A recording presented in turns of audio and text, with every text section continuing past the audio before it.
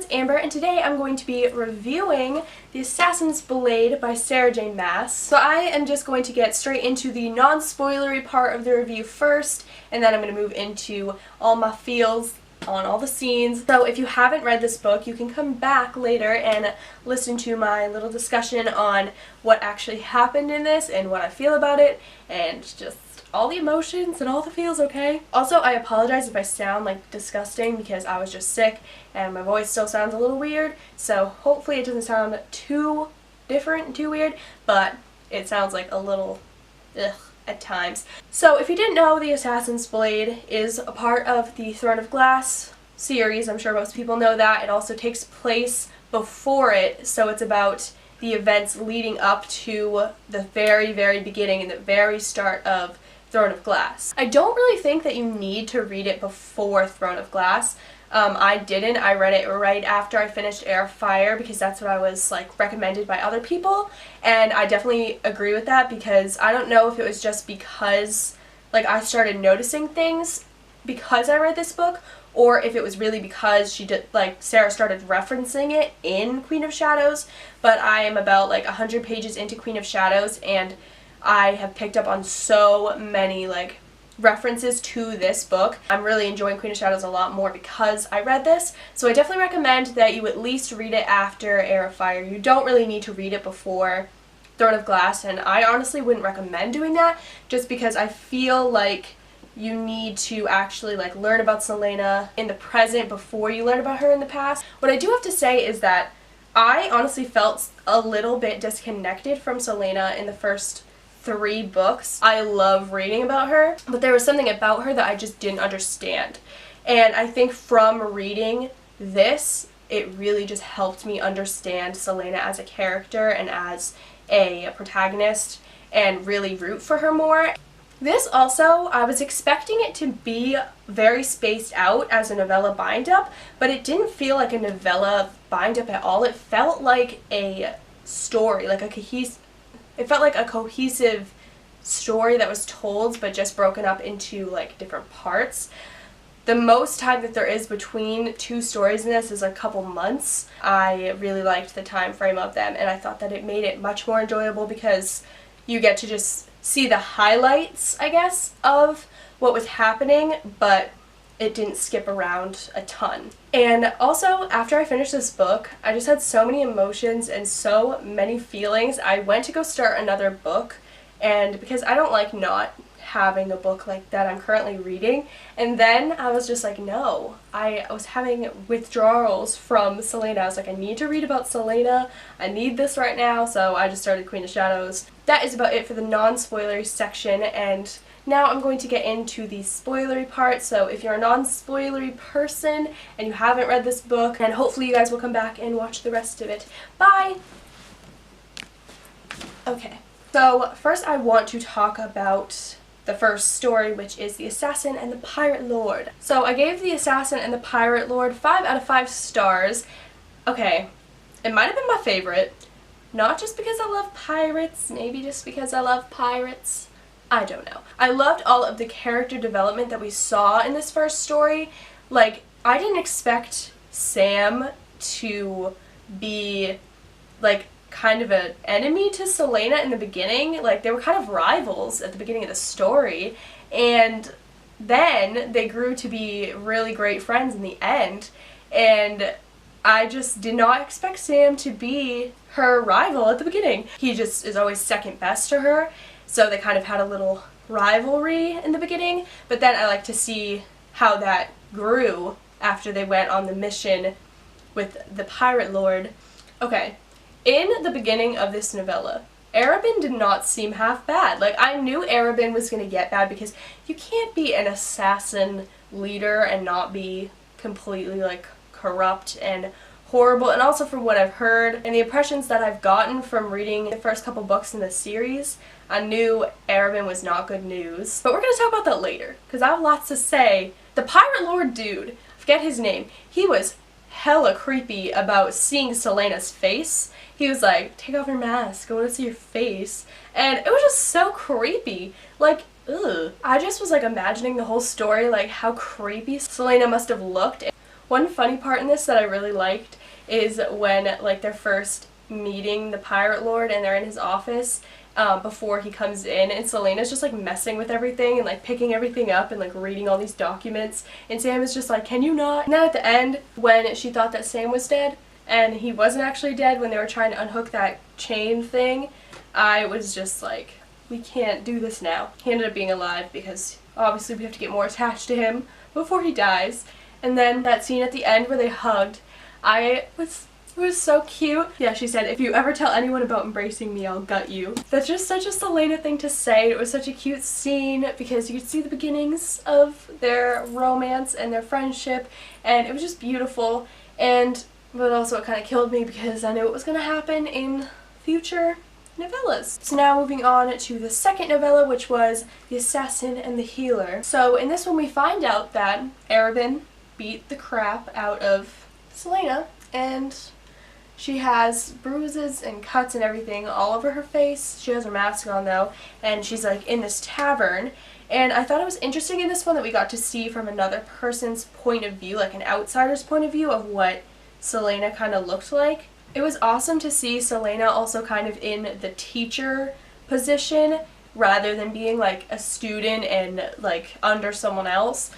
Although she still is like under Arabin, she taught Irene how to defend herself, and that was just really, really cool to see. Also, I knew that Selena was going to give her that brooch. Like, on the beginning when she mentioned the brooch, I was like, she's totally gonna, like, do something with that. She's gonna either, it's gonna get stolen, or she's gonna give it away. I really hope that we see Irene again, because I'd love to see her, and if she did what she said that she was gonna do and went to go study to be a healer and used Selena's money for like bettering herself and getting out of that horrible place. So I gave this one a 4 out of 5 stars, and I really enjoyed it. It was so good, and I loved just the whole atmosphere of the tavern and the people. I just really like all the settings in this like series of novellas because it was just really atmospheric and awesome. Now on to the next novella, which was The Assassin and the Desert. So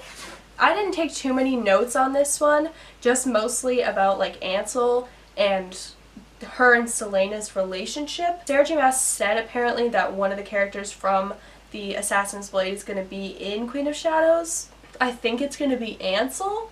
Not sure. I will let you guys know when I get to that part. Their friendship, I knew something was kind of off about that in the beginning, but I just couldn't put my finger on it. Like, I liked Ansel, but I felt like it was kind of, I was like a bit about her.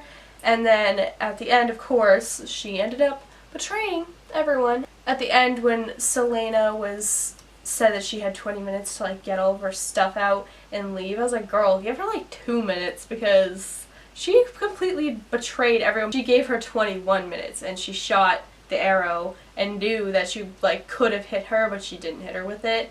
And it was just so sad because Selena's never had a friend at this point in the story. She hasn't ever had a strong relationship with like a female friend. And then when she finally got one, she had hoped to actually have a strong relationship with someone and have a good friend to be able to talk to. She lost it in like 2 seconds. It was just really sad. But I enjoyed this novella. I gave this one 4 out of 5 stars. It was a bit slow at the beginning, and not exactly what I expected either, which I did enjoy how it was. Now we are on to the next part of this, which is The Assassin and the Underworld. So much happened in this novella. Like, okay, Arabin feels bad. Okay. Selena ruined a business opportunity for him. He does not feel bad at all, and he keeps like buying her all these pretty things and like giving her all these good missions, and I'm just like, Selena, why? Why are you falling for this? And then, so he gives her this mission to kill this guy who he says it's a gift of a mission because it's a guy that is killing slaves and trading slaves and stuff like that. And she's like, okay, we knew that this was too good to be true and that this is going to turn horribly. And it did, so we were right about that. After she accepted the mission, it was cool to see that scene in the theater and yet to kind of see her life and how like lavish and like extravagant it was before she went to Endovier. And we got to see that theater scene where she just like stood there the whole time after like everyone left and she was the last one in the theater, and she just really deeply enjoyed the music in it. And I thought that that was also really cool, foreshadowing to kind of what keeps her grounded in Heir of Fire. And when Sam gave her the sheet music for it, emotions. He is just so sweet to her and so nice, and apparently like he's always liked her. He liked her for a really long time and she never noticed. Okay, and then the party scene.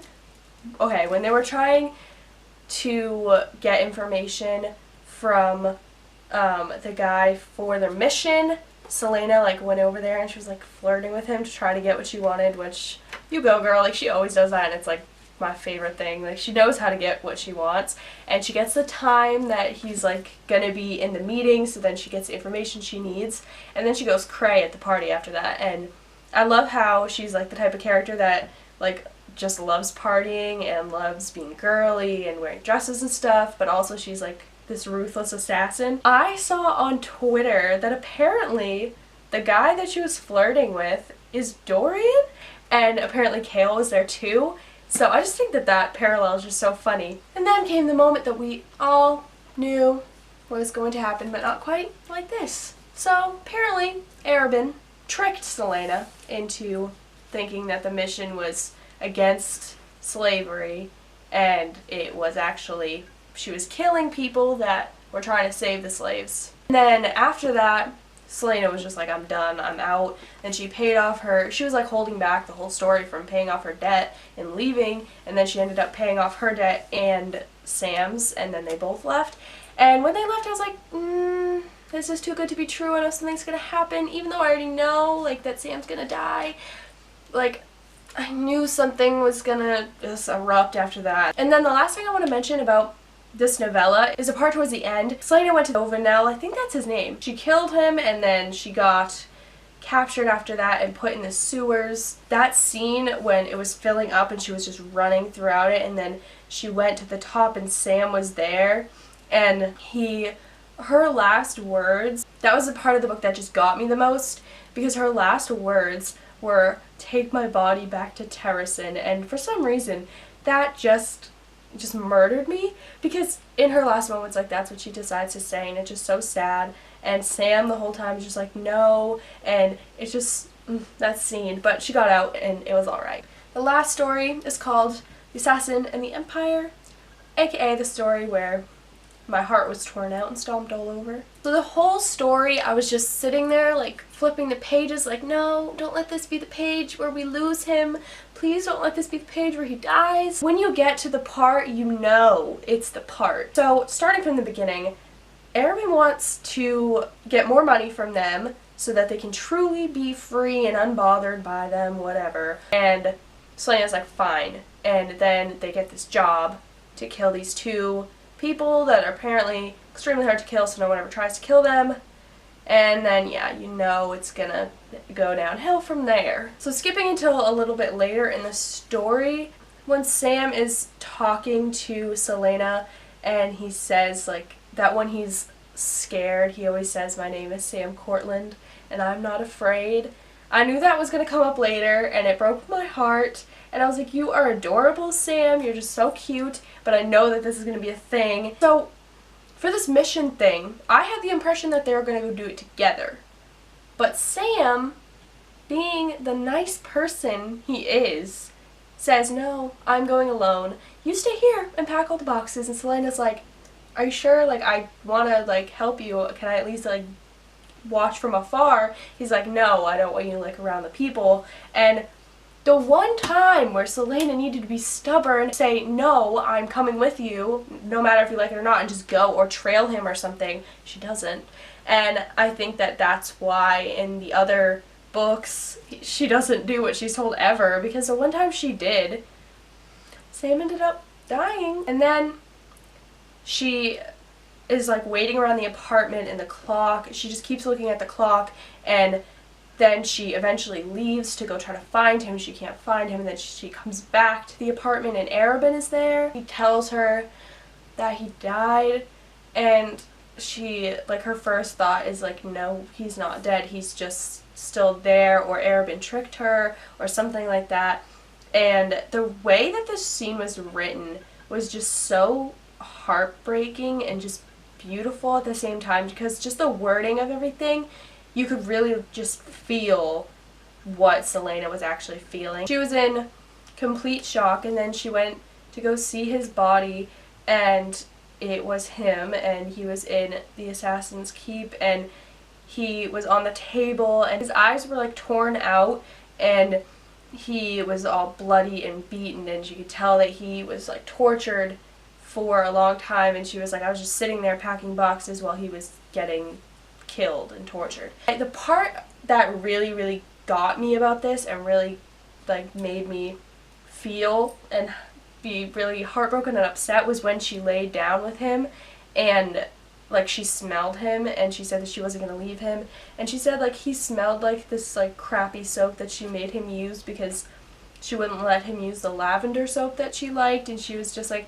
picking out all these tiny little things about him and all these tiny little details, and it was just so sad because you could just see her like pinpointing tiny little regrets and tiny little things that she wished that she did and wished that she didn't do. And then later, she decides to sneak out of her room and go get her revenge, as Celaena does. And that's when more stuff starts to happen, and she kind of hits the lowest of lows. She jumps in the open window of the place, and then, of course, she gets paralyzed, and then the guy is like creepy. Ugh, he's just hella creepy, and he's like, I want to keep you for myself, but she's like frozen there and she can't do anything because she's completely paralyzed with that poison, that the same poison also that the mute master was poisoned with. And she's just sitting there helpless, and then this guy tells her that he has to take her to the prisons. Celaena is shipped off there, and she wakes up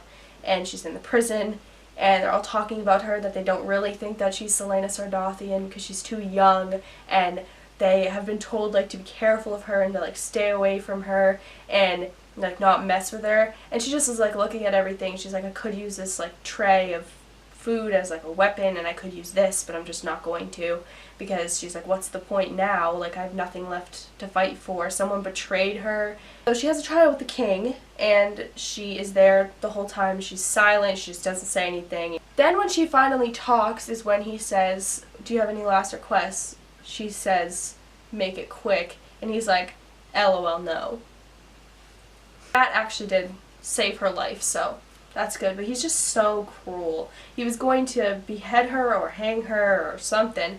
And then he ended up saying that she was sentenced to life in Endovier, which is basically certain death, but more painfully and slowly. And then we end the story with Celaena getting out of the carriage and walking into Endovier, and she keeps trying to say, my name is Celaena Sardathian and I am not afraid, like over and over and over again. And that part, just the tears were flowing. It was just so sad because it connected back to Sam and what he said, and it was just like Sam was with her, and she was like, I will get through this for Sam, and I'll do this for him. So that brings us where Throne of Glass starts. Overall, this series of novellas was amazing. I read it in a very short period of time, and that was the fastest I've ever read any book in this series. That is about it for my spoilery discussion and my feels on this book. It was so amazing. I loved it. It was just, the characters were just perfect,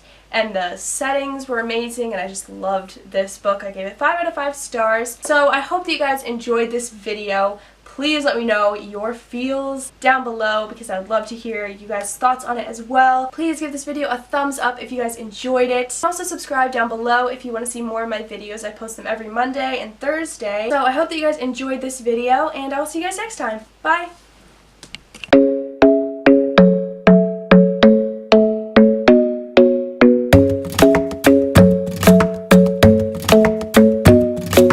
Club isn't the best place to find the lovers, so the bar is where I go.